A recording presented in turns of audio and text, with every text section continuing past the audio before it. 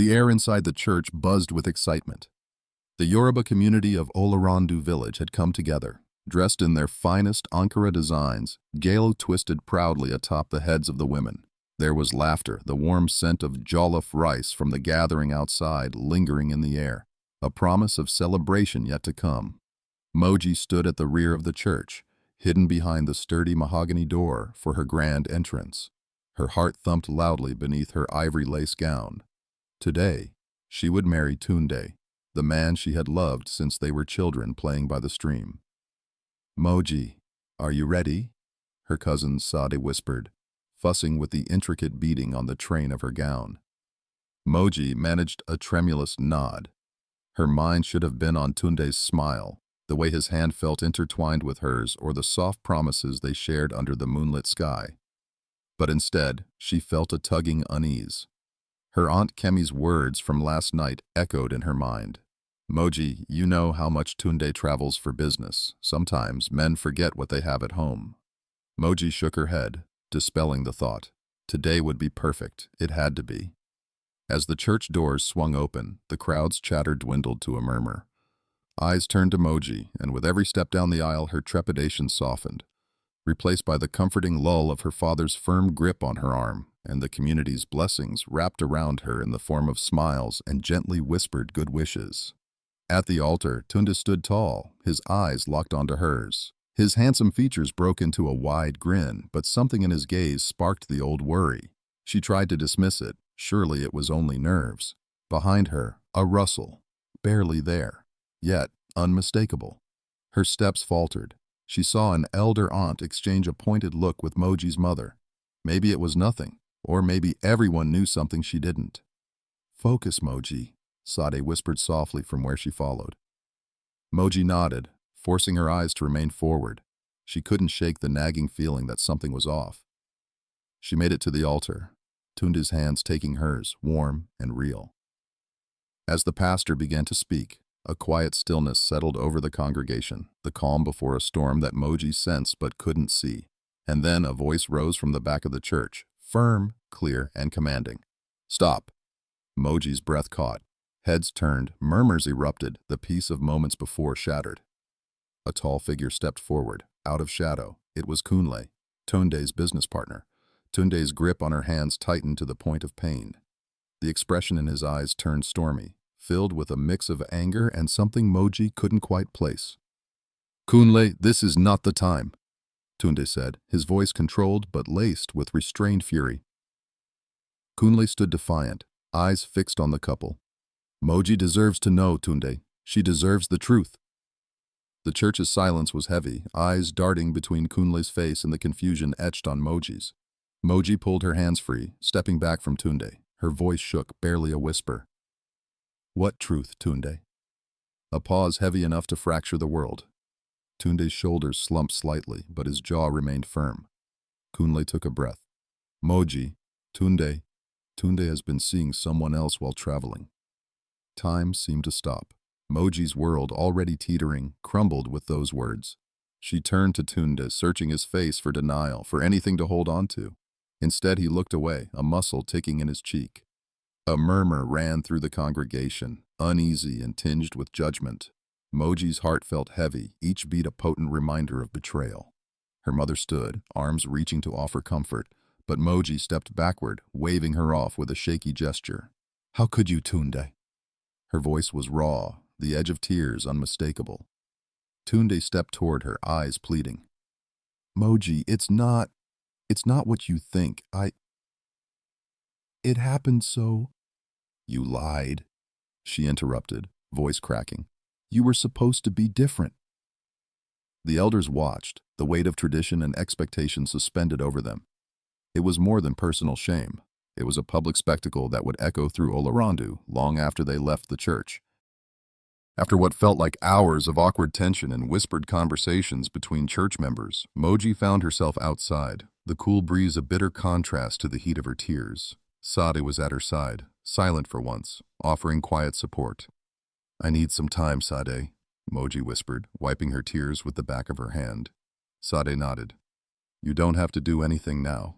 Just think carefully. And remember, You are not alone. Subtle, heartfelt. Moji nodded, her thoughts swirling, yet one thing crystal clear. She couldn't walk this path with Tunde. Not now. But the idea of vengeance spun in the corner of her mind like a spider at the edges of its web, alluring yet dangerous. The quiet evening wrapped around them, the fading sun casting long shadows that seemed to whisper promises of strength, survival, and choice. As night fell, Moji stood at the entrance of their village compound, barely noticing as neighbors tried to sidestep her gaze, their greetings quieter than usual. Her father approached, his gait steady. "Moji, come home. We'll talk this through, as a family." The word family ached in her chest. She had always done what was expected, been the dutiful daughter, the loyal fiancée. But now, "I'll come. Later," she replied, not quite meeting her father's eyes. He stood for a moment, then nodded, understanding a language of pain and strength only a parent could know. As Moji walked alone down the path leading away from the compound, the village echoed with the night's creatures, soft hoots and distant rustling. Facing the stars, she whispered a quiet prayer for guidance. The faith of her childhood urged her to forgiveness, but her heart rebelled, twisting with anger and hurt. How could she forgive something this big? Moji's thoughts danced across possibilities, longing for a sign, a path to real clarity beyond just hurt emotions. Behind her, the church's last light blinked out, its shadow stretching toward her, vast and solemn.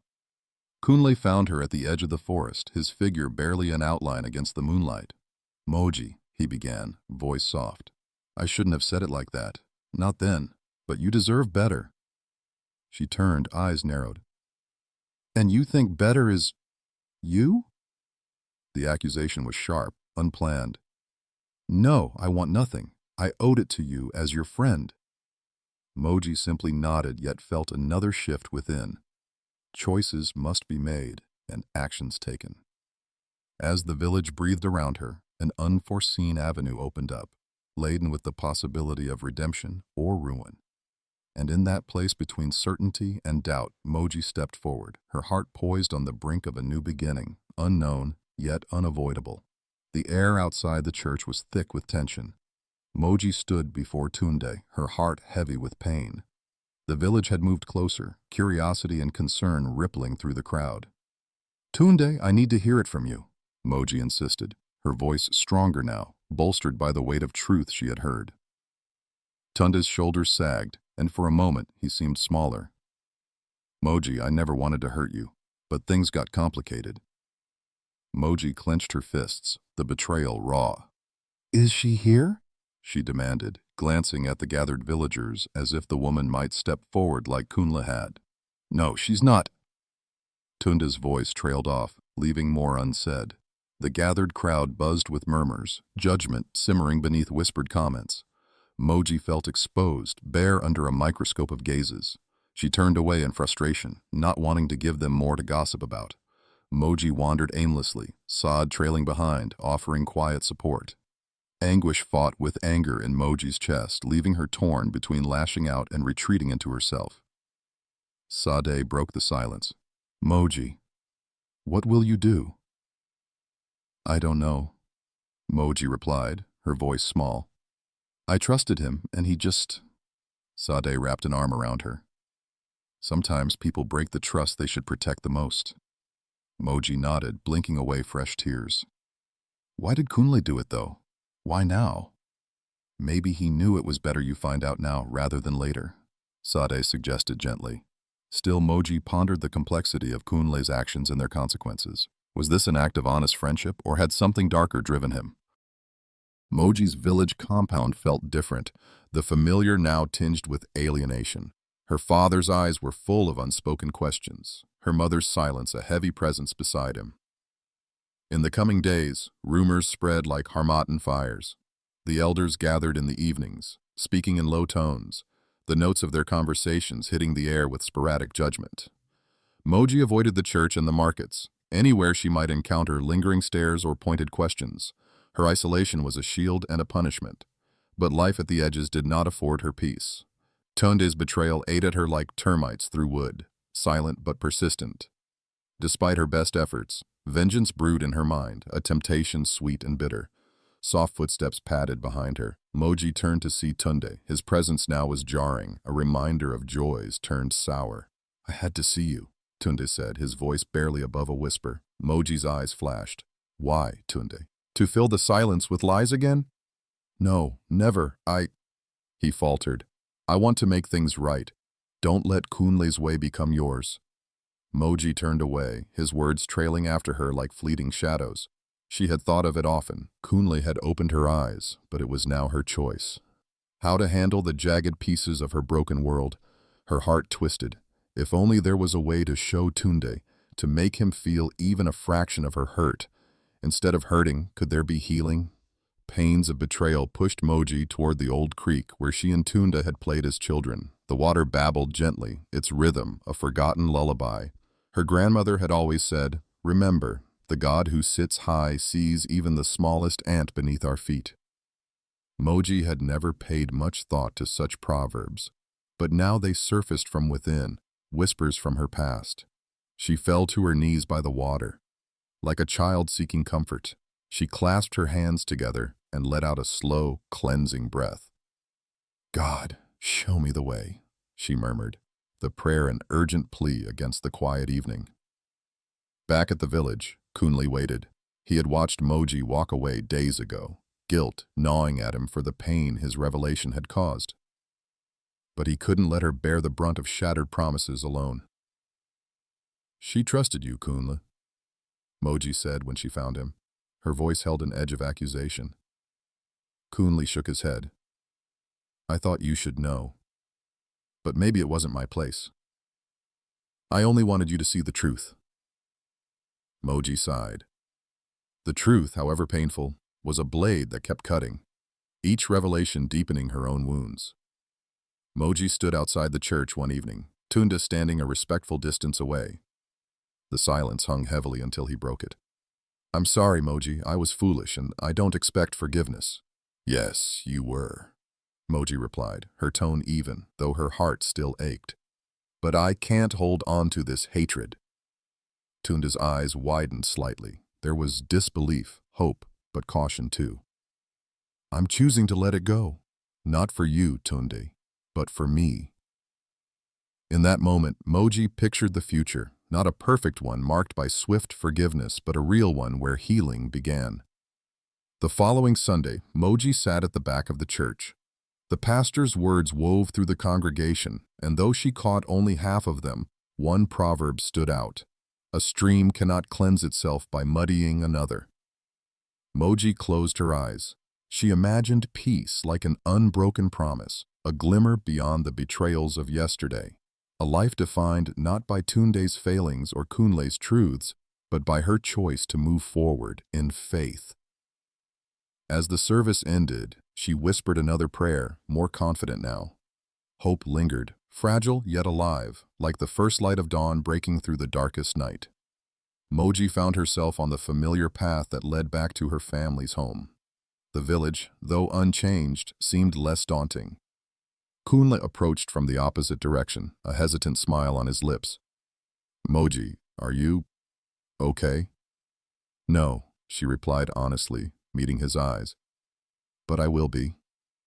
As they stood at the crossroads, the rumble of daily life around them, Moji knew her journey wasn't over. It was just beginning. In that moment, she felt a curious tranquility, an understanding that peace wouldn't come from revenge or bitterness, but from the steady strength found in forgiveness and faith. A new thought settled in her heart. Even shattered pieces can be mended by a greater hand, one that sees, knows, and redeems. In the stillness, Moji took a deep breath, her heart poised on the edge of healing, ready to embrace whatever lay ahead. With the sun setting gently over Olorondu, she turned toward home, each step filled with renewed hope and whispered promises of a brighter dawn. Thank you so much for listening to this intriguing story. I hope it touched you or taught you something. For more stories like this, don't forget to like, share, and subscribe to the page. And guys, if you'd like to see a part 2 or you have thoughts on what happened, let me know in the comments below. I'd love to hear from you. See you in the next story.